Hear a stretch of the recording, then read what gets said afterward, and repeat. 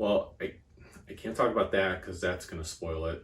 I can't talk about that because that's going to spoil it. We're just going to go with it.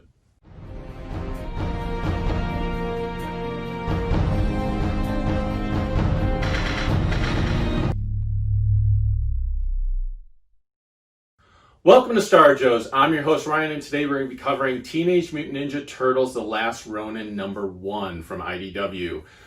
This is probably one of the most anticipated, long-awaited comics by any Turtles fan out there. A couple years ago, Eastman and Laird both did an episode of The Toys That Made Us, where they talked about the Turtles, and they actually brought these two people back together. I'm sure we're still in contact with each other, still friends with each other, but they weren't working together anymore. And seeing them sitting there together, drawing turtles like old times was heartwarming and was amazing.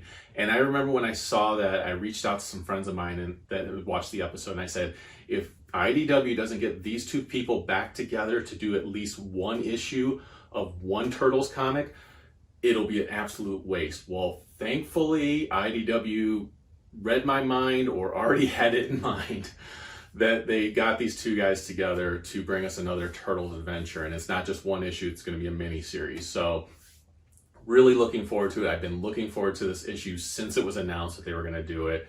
And really, obviously, since I saw those two guys back together. So going to do my best not to spoil anything in this issue, because I'm sure a lot of people still want to read it and haven't read it yet and everything else. But The Last Ronin, it's written by Kevin Eastman, Peter Laird, with Tom Waltz. And Tom Waltz has long time been working on the Turtles comic from IDW, which is an amazing series, and you should be checking it out if you haven't already.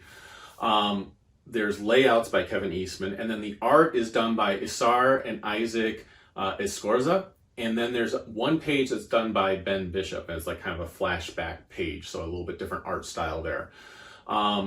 The idea behind the story is that it takes place in the future. It's kind of a dystopian, apocalyptic type future where all the turtles except one have perished. They're dead. We don't know how yet or anything like that, but we know that one has survived, and his brothers are still with him.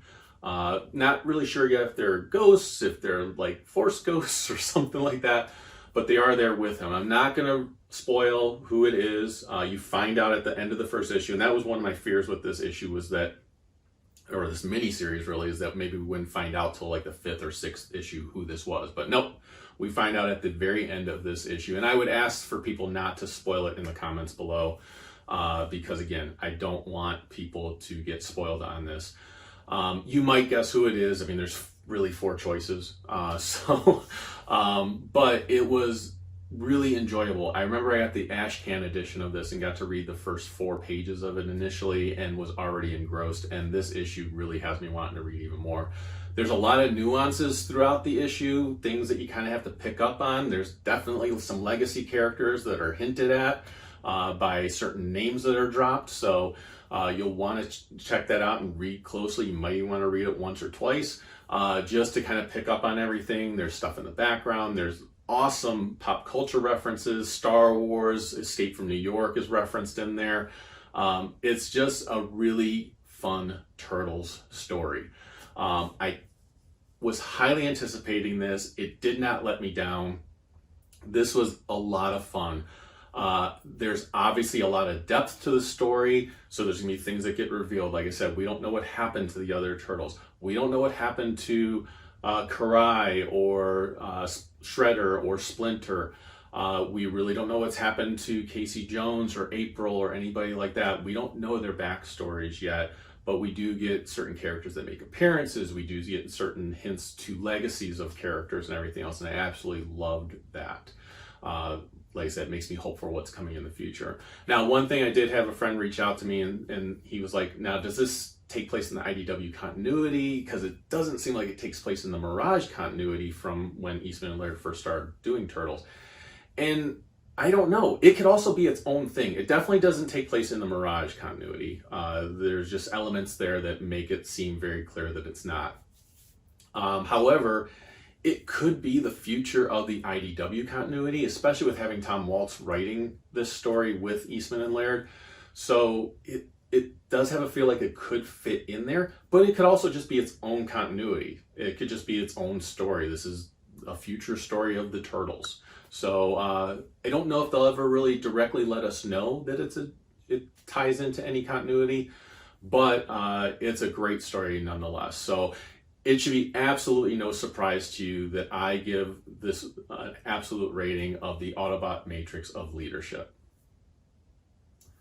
This is a great story, and I can't say that enough times. I know I've said it over and over again in this episode, but it is well worth you checking out. It's well worth going out and finding a copy and reading it. Get it digitally if you want to and need to, but the artwork is also impressive. Again, layouts were done by Kevin Eastman, but you can tell, if you've ever seen Kevin Eastman's work before, I love his artwork, but it's rough and it can be a little gritty and dirty. This is a lot cleaner. You can tell the artwork that went into it after the layouts. It's got a lot cleaner and crisper look, a lot of detail. The artwork is as fantastic as the issue itself. If you're a fan of the Teenage Mutant Ninja Turtles, this is a must own. So with that, I'm going to go ahead and close this episode. I actually have an episode coming out very shortly after this one because I did a review of a comic a little while ago, just didn't get the episode out to you guys. So that one will be coming next. So you're going to get quite a few episodes from me in the days ahead, but I hope to keep that up for you guys because I love talking these comics. I'm definitely going to be doing some jumping back to some retro stuff, and we'll just have a good time. So let me know in the comments what you're thinking, what you think about this, The Last Ronin. What were your thoughts on it? Did you enjoy it as much as I did, or did you not enjoy it at all? I'd like to hear from anybody and everybody when it comes to that. So with that, I'll go ahead and close this episode by saying the Force will be with you, because knowing is half the battle. Take care, everyone.